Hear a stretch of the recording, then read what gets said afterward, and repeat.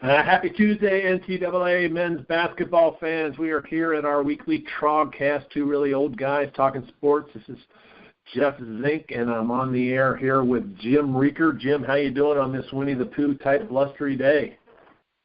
Oh, a little tired, Jeff. Watched all that NCAA football championship last night. What a game. But I'm probably like half of America today. I'm dragging a little bit. Just good thing I didn't have to be to work at 7 o'clock this morning like some people. That just proves that we're two really old guys. That game only ended a few minutes after midnight, but we're not used to being up until the early wee hours of the morning anymore. Almost as exciting a finish as last year's UNC Villanova NCAA basketball championship. So we'll see where it goes. I was thinking about that. The NCAA has to be very happy with their 3 previous major championships anyway. Think about last year's Alabama Clemson football game for the national championship, and people said, it can't be that good this year. And, of course, it was even better. But then in the middle, sandwich in the middle, you had the buzzer beater by the Villanova Wildcats over the North Carolina Tar Heels for the basketball championship.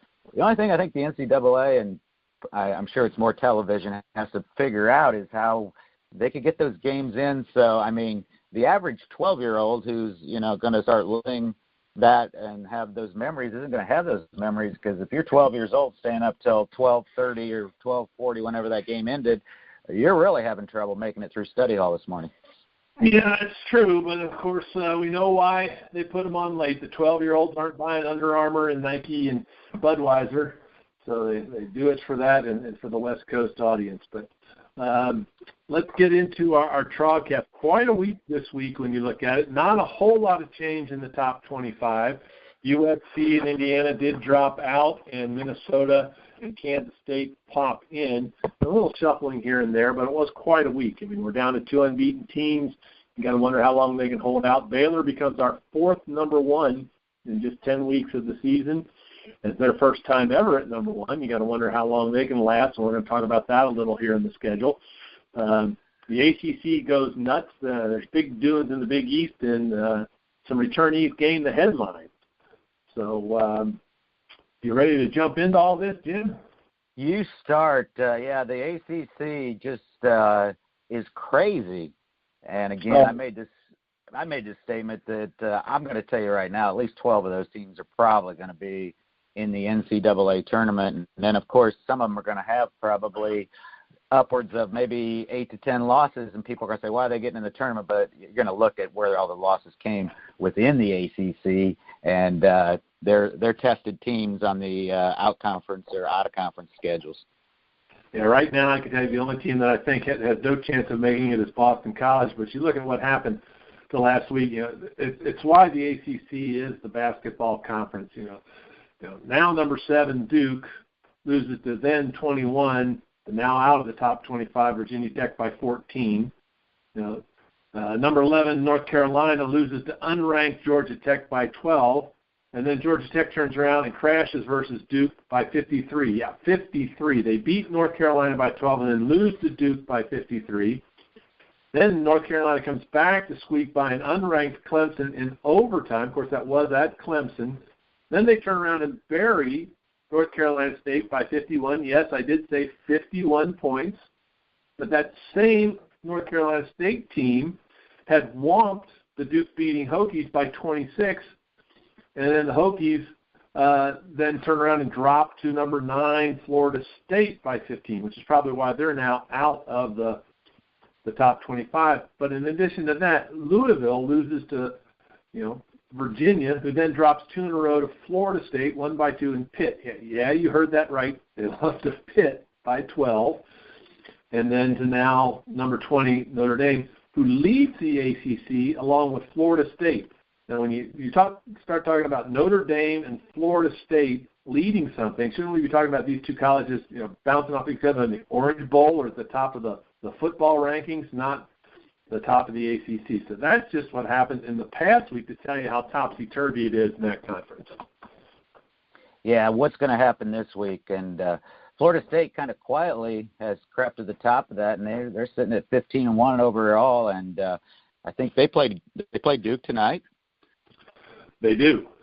Yeah. And so that's going to be a big game for, how that kind of shuffles out. Although, it's going to be February, and we're still going to probably have 4 or 5 teams that could end up winning the ACC. In fact, what they should do is if you win the regular season, just put you out. We know you deserve to be in the NCAA with a high seed. Don't even make you play in the ACC tournament, because imagine what that's going to be day in and day out when that takes place, as it always is. Very, very, very competitive. But so what's your thoughts, the ACC, your tournament? Who are you picking tonight with Duke and Florida State?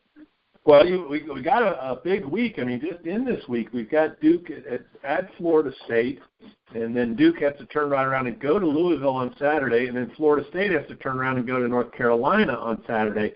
So neither team has what I call an easy week. Duke's, of course, got the 2 away games. I think the difference in Duke, and we're going to talk about this in a little bit, is Mike Krzyzewski's not going to be on the sidelines. He's finally given that up, and how will they adjust to Jeff Capel from here on out? So I think Florida State at home has the edge, but ever the slightest edge. And of course, the Dukies are the Dukies. And then if Duke can't pull that one out, turning around and having to play Rick Pitino's Cardinals on their home court Saturday, the bright lights of TV isn't going to be easy. You might see Duke drop 2 this week as they adjust to what's going on. And Florida State could, they could go 0-2, they could go 1-1, having to travel to Chapel Hill. But I do like the Florida State Seminoles just barely. But like most ACC games, it could go either way. Well, another factor I just saw this morning, I don't know if you saw this, that Emil Jefferson, who is their key big man, will not play tonight. He has a bruised foot bone. And he actually broke that foot, the same foot last year, and was sidelined for the remainder of the season after that happened. And he's given them 13 points a game and 10 rebounds. So I think that's going to be enough. I did not see that. That would change my mind. That means I'm saying I don't think Duke will win tonight. Yeah. And I don't think they'll win at Louisville. Yeah. It's good, but that's the fun of the ACC. And like you say, you almost wish they sort of said, okay, here's 8 teams for sure we're going to go to the tournament, and the other 6 of you can play in the ACC tournament and see who else goes. But the bragging rights down there are so big that they're not even going to give it up. And as we know, year after year after year, they just pound the living liver out of each other in the regular season and the tournament. And some of these teams come up hobbling in the NCAAs, and some of them just come up battle ready. And we're just talking about the ranked matchups. UNC looking forward to Florida State. They've got to go to Wake Forest on Wednesday. Actually, I'm sorry. I think Wake Forest comes to them. And Virginia's got to go to Clemson, and Clemson is more and more becoming even bigger surprise. They took, like I said, an overtime squeaker that they lost to UNC, and they're going to be a spoiler going out. And then Notre Dame has to go to Blacksburg on Saturday. So we could be talking about another topsy-turvy week in the ACC next week and beyond. Well, I think you hit on a couple key points that we need to talk about a little bit. At this point, I think the home court becomes a bigger advantage than it is. And, of course, a lot of these schools we're talking about, ACC and the Big Six that we talk about most of the time, they play a lot of their non-conference games at home anyway. But when you get into conference, of course, you don't have the luxury of playing them all at home. A lot of them you're going to play at least half your games on the road, and I think that becomes more important, along with the fact that, we're in the middle of winter. Travel becomes an issue sometimes because of the weather. These guys are back in school for the most part, and I just think that being at the home court gives you, I think the Las Vegas will say 4 or 5 points, and I think that's definitely true. And so I think you got to factor that into. That's why I don't see Duke winning at Florida State tonight. Yeah, and it's just tough. Other powerhouses that have been there in the past, George Laranga's going to have Miami there at the end, and we really don't know what Jim Boeheim has at Syracuse. It's been a circus up there, but they're still sitting at 10-6, and they've got a lot of fight left in them. So it's going to be interesting as we go through the ACC. Something else that happened in the ACC this week, and a couple other things along the headlines, is Grayson Allen came back to Duke. He was suspended for the tripping incident, and Coach K put that as an indefinite suspension, but it ended up only being 1 game. And he came back there. We're also going to talk about a couple other returnees that got returned to the squad. So Darius Thorwell, we talked a little bit about South Carolina and how he came back and has helped them with their scoring. And, of course, in the Big East, Miles Davis missed an entire semester due to non-basketball issues, and he'll be back on the court tonight versus Villanova. But talking about these suspensions, I mean, my major point, and we talked about it a little bit last week, Jim, is are these things that should be left up to the individual schools, or is this something that the commissioners maybe of the different conferences step in, or the NCAA to sort of set the pattern? Well, I think we're looking at different types of issues here. I believe anything on the court should probably be controlled by either the conference or the NCAA, as in the Grayson Allen case at Duke with his tripping incidents. The other 2 incidents you speak of, Miles Davis at Xavier and Thorwell at South Carolina, were issues outside of the actual basketball game. They were violations of personal conduct outside of basketball, and even in Miles Davis' case, actually outside of school. So, and I think the team should take care of that. They should have their own rules and their own conduct rules that they adhere to. Going back to Grayson Allen, and I'm just sitting here looking at this Duke situation. I almost think it's a time bomb, because I'm going to say this. I've watched what he's done, and I wasn't even that aware of what he had done last year, when it all came to light when he did it a 3rd time this year. I think something else is going to happen. There was the video, I don't know who they were playing, where it looked like he was trying to kick a player. I think Grayson Allen, looking at him, I don't know that much about him, although I know he's very good. I know he plays very, very hard. I think he almost has an issue with he doesn't like to get beat. Not only the game overall, I don't think he likes to get beat when he's playing defense.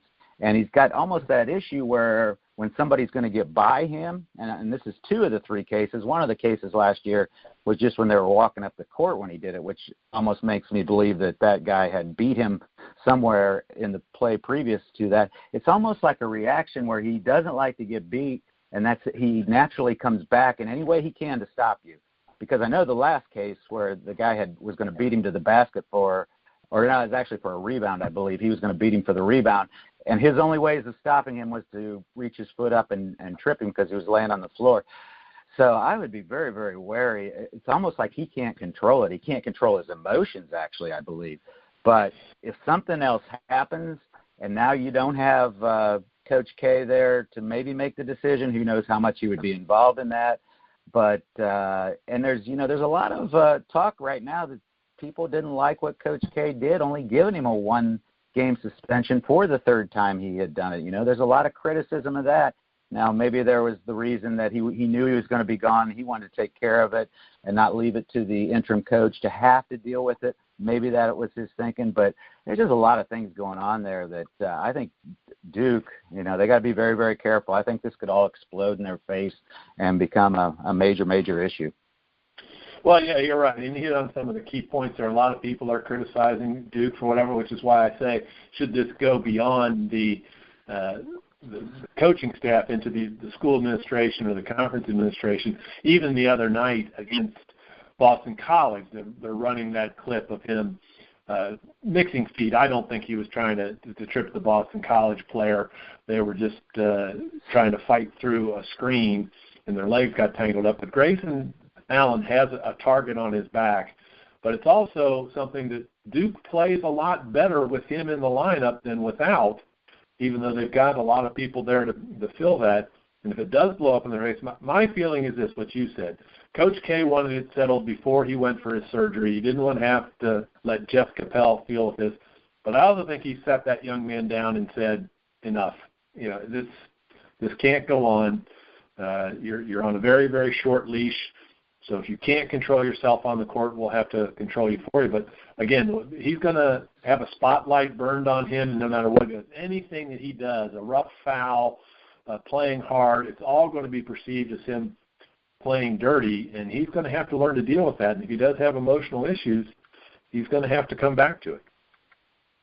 Yeah, and then you look at the other cases. I'm not that familiar with the Thorwell case at South Carolina, in fact, but I like the way what I read about how the coach there, that would be Frank Martin, dealt with that, and similar to the way Chris Mack has dealt with Miles Davis, in that it hasn't been played out in public court. It hasn't been played out in public opinion. In fact, we have talked about on our other broadcast, the Xavier Razorcast, that every week we talk about, when's Miles Davis coming back, this is the rumors, blah, blah, blah, that Chris Mack kept it very, very quiet. And then the way he actually handled him coming back is at the end of his press conference after the St. John's game on Saturday, he read a statement that he had prepared and very well thought out. And he actually said before he read the statement, he says, I'm going to read this statement and I'm not going to take any questions about it. It was the end of the conference.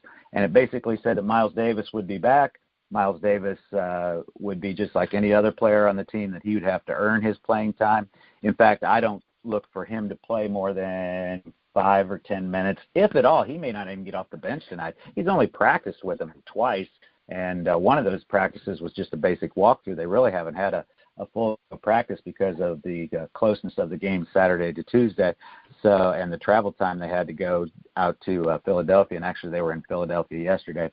So I like the way that they've handled it. These are personal issues, and they even though they've made mistakes, they don't have to have, especially these young men who are 18 to 20 years old, 22 years old, probably in Miles' case, I think he is.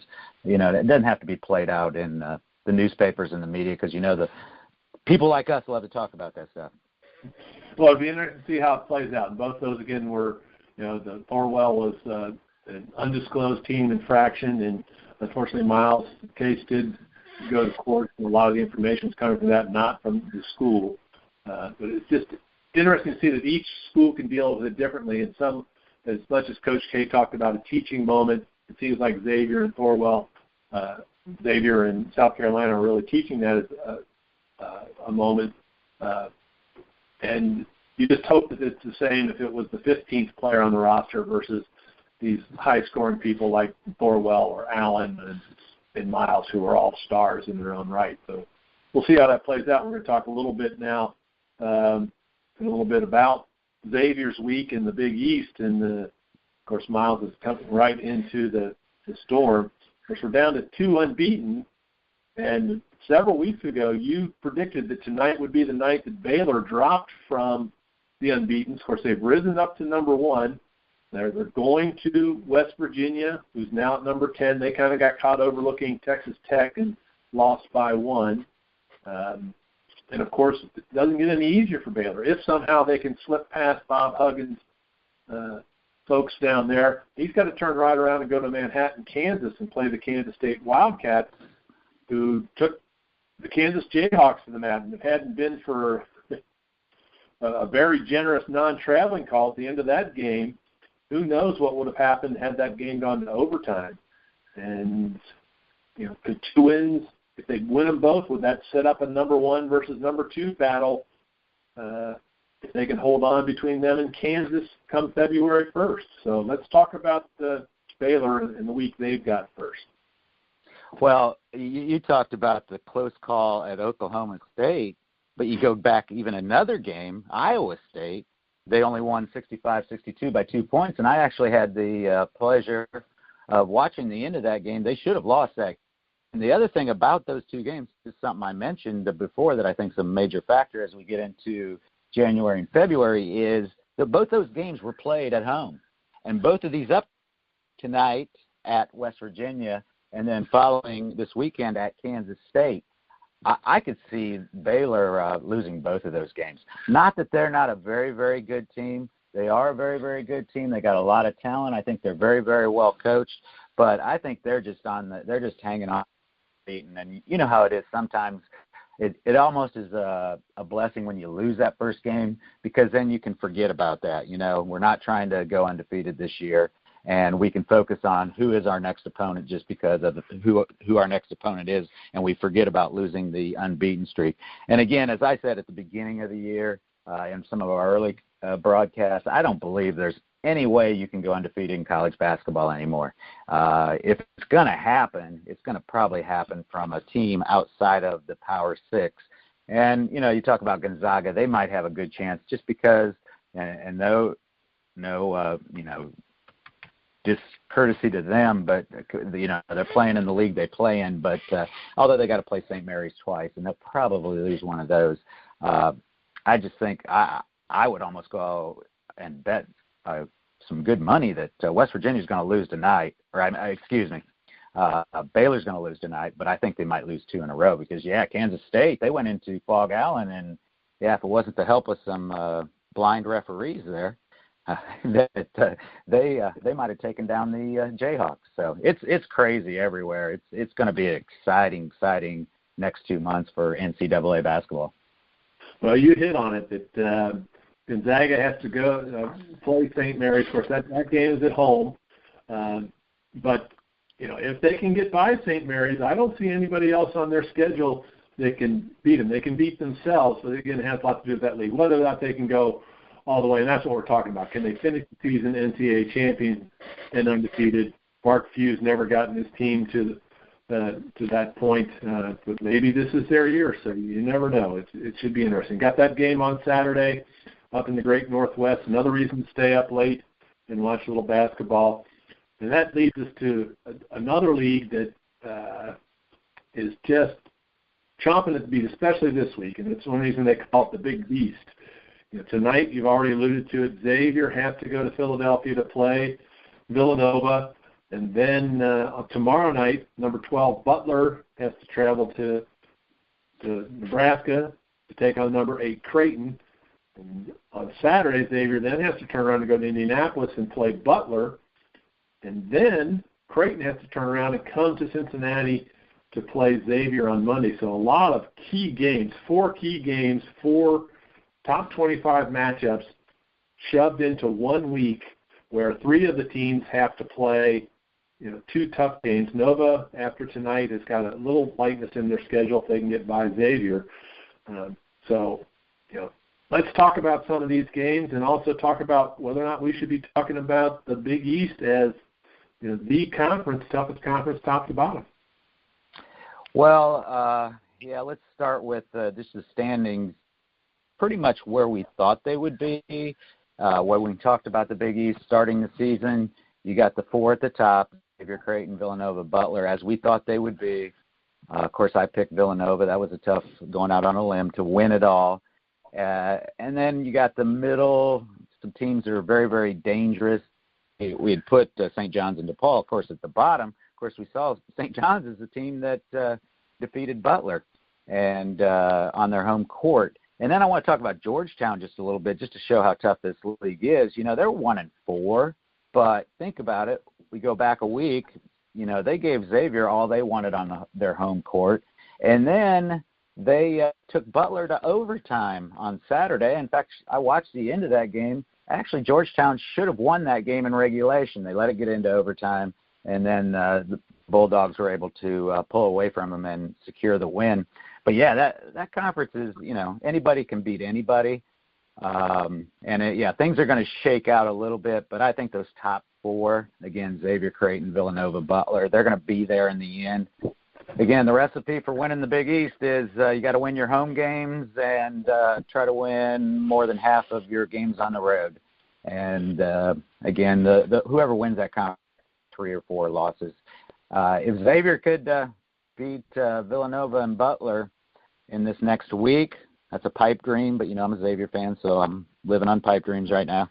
That would give them a little bit of separation. Then they turn around and play Creighton. And Monday, which is Martin Luther King Day, the Big East has done a great thing. That they're having their Big East Marathon that day. Actually, the Muskies and Blue Jays play at 2 o'clock on Monday afternoon, that being a federal holiday and a holiday for a lot of people in schools, which I think is a great idea for the Big East to give some attention to that holiday and make it like a real holiday where people are going out and, enjoying things and doing things and having fun. So, the Big East is, and think about this, and this has been discussed. What if you throw Gonzaga into the Big East? Of course, probably have trouble doing that with them being on the West Coast.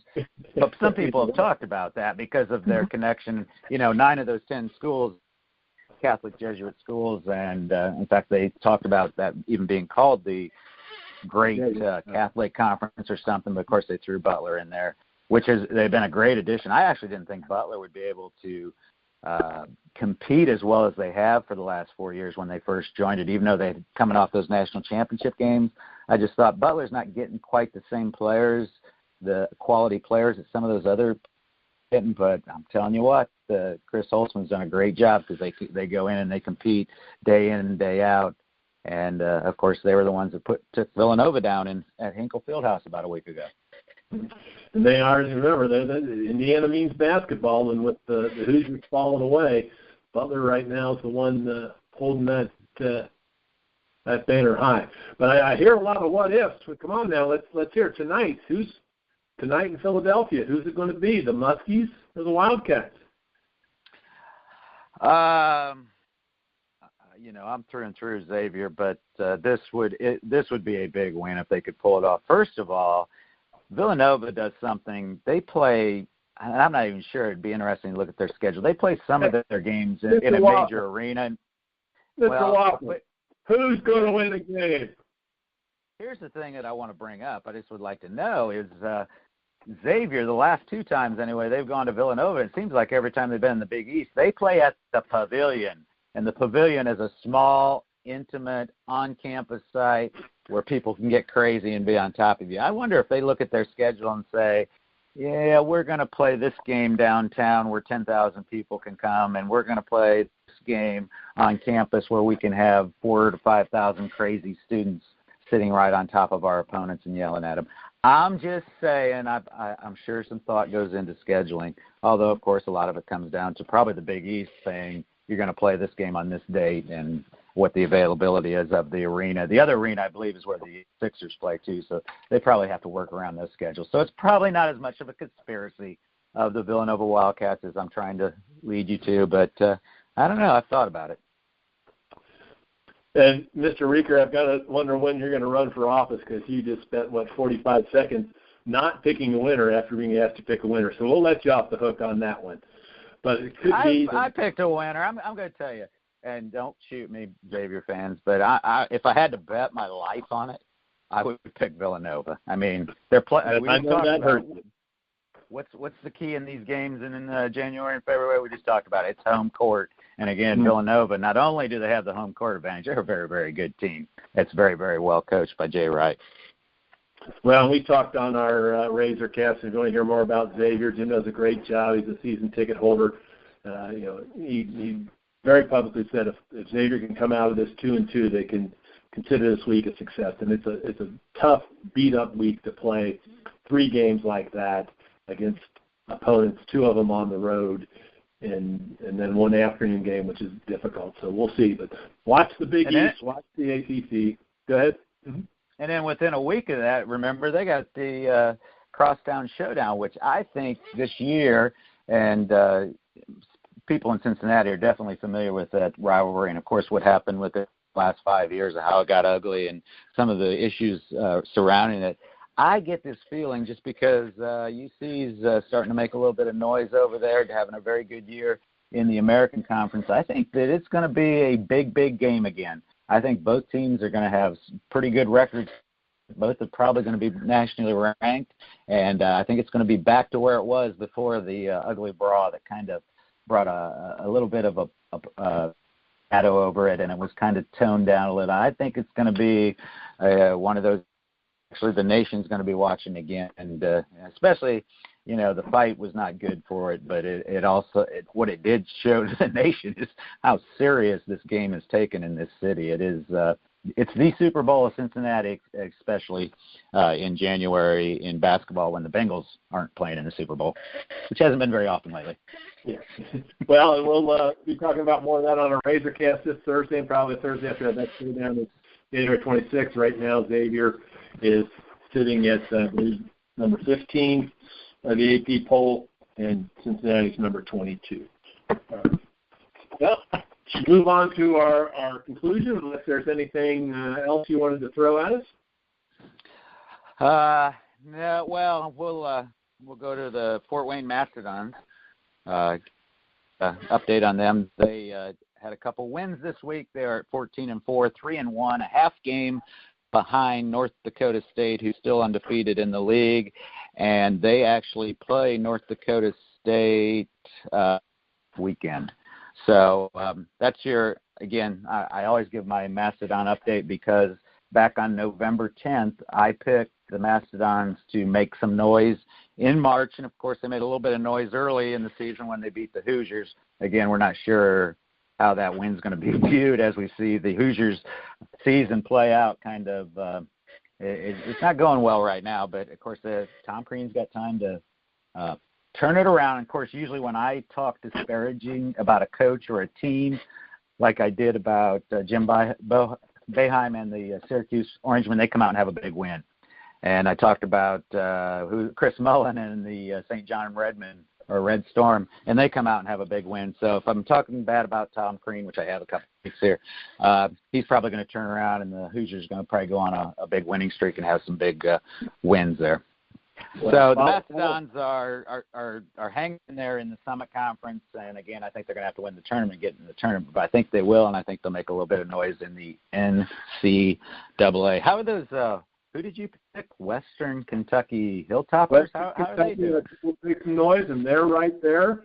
We'll talk about them as they come through, as they're starting their conference. Right now they're at 9-8, but they have a lot of turmoil. And I sort of thought that as a team to watch, maybe not this year, but in a couple of years to come, as Trey Stansbury is able to build his program down there. But they are in the hunt. So forget about watching Xavier and Butler on Saturday, or Duke or in Louisville and Florida State and North Carolina. Find those Fort Wayne Mastodons in the battle for the Summit League. Yeah, if you find them on a major network, let me know. All right. So what do you got for me, Stumpy? I know you're going to throw something at me here. Yeah, and of course, as always, I try to relate it to something we've talked about. And today's topic, and it's going to be a little bit different the way we do this. I'm going to challenge you a little bit. Is your mind, I know again you said you stayed up for the football game last night, but have you got your mind cleared now? Are you ready to think? I'm ready. I'm ready to think. Yeah. All right, here we go. ACC. We talked about the ACC and how tough it is, and a premier conference probably in college basketball right now.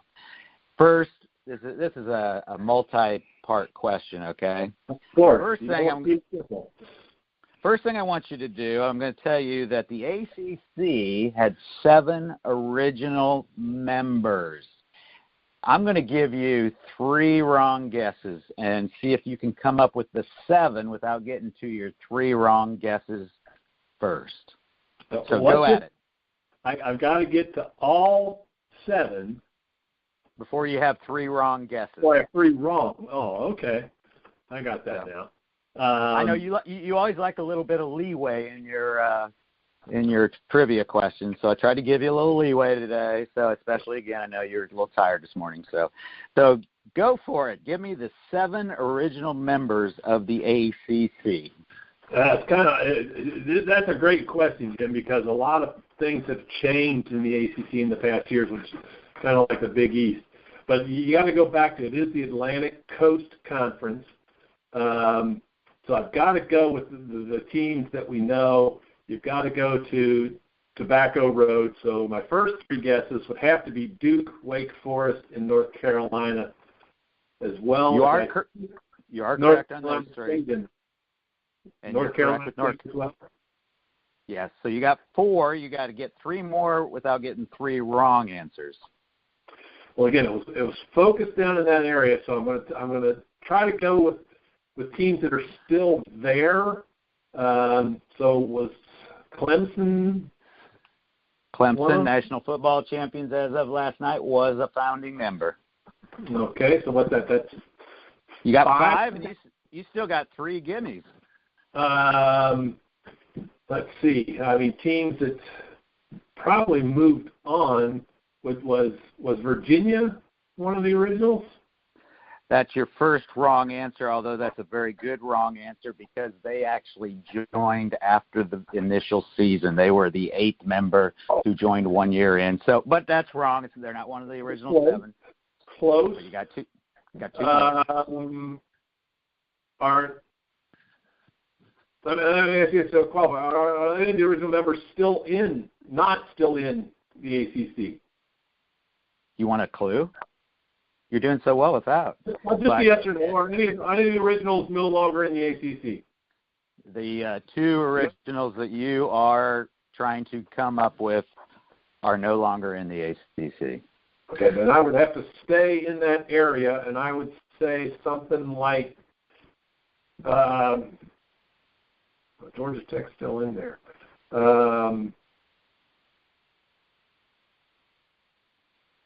Maybe South Carolina, which is... You are correct. You have 6 of the 7. You only have 1 more.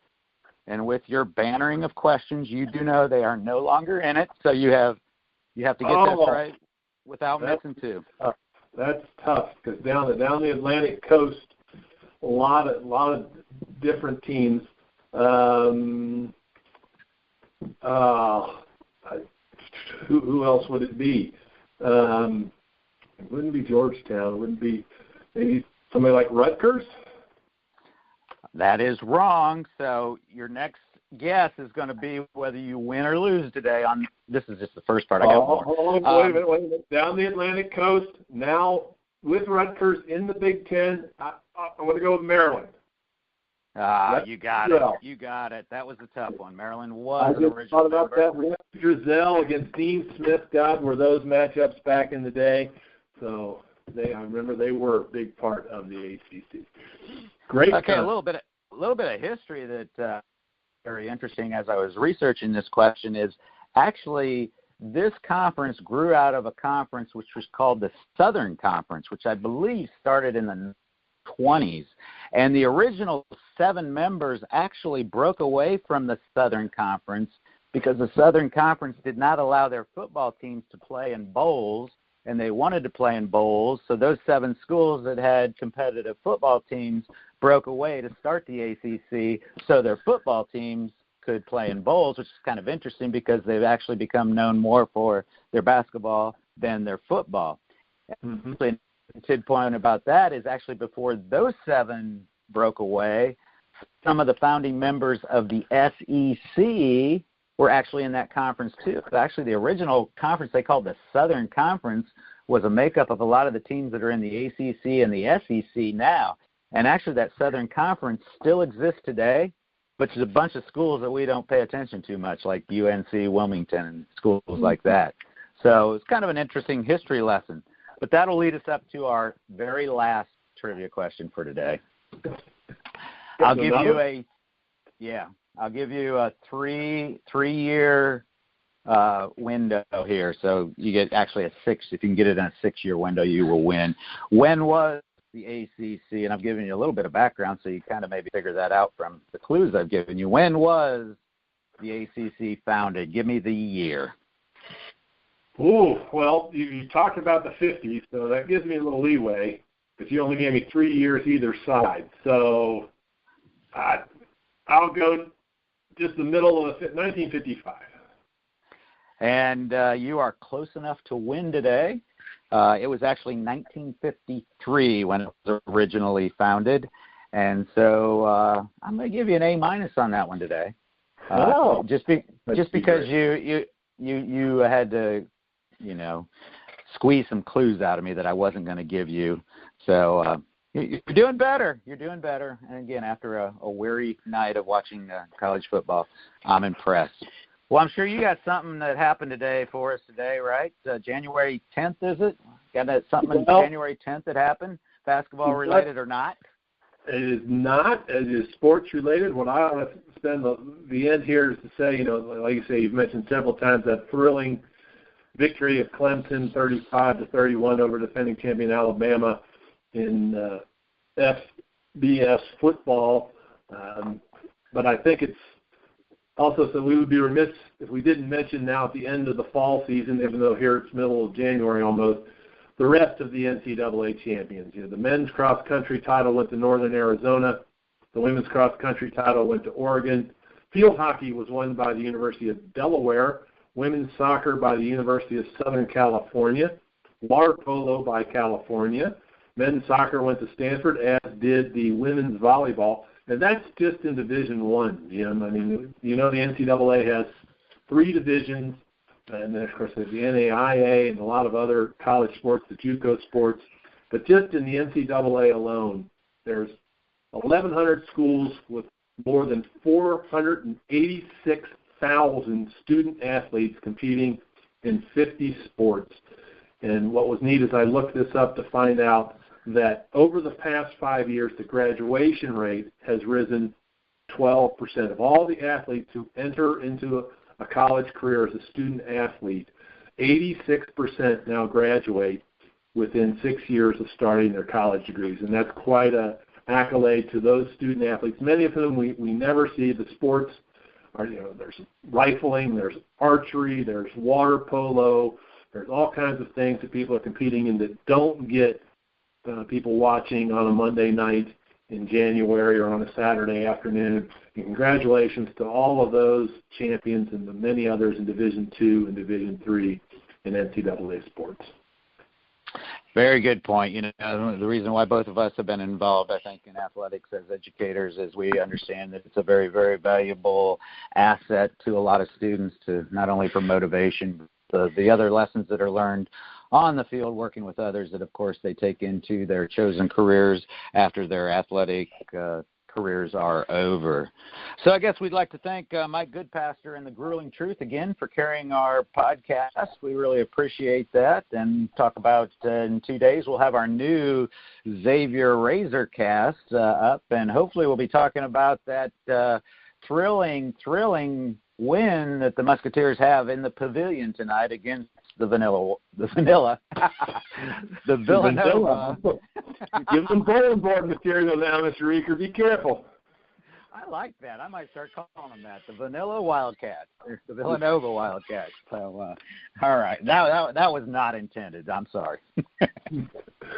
Well, thanks for listening on the Golden Globes. If they can call Hidden Figures, Hidden Fences, and have it go Twitter worldwide, we'll just have to watch to see what comes out of Philadelphia. Thanks, everybody, for listening, and we'll hope that you're listening next week on our next TrogCast.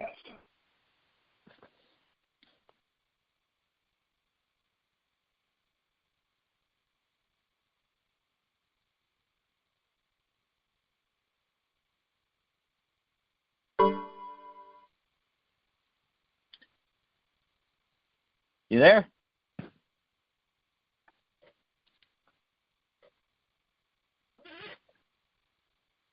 You're not there anymore.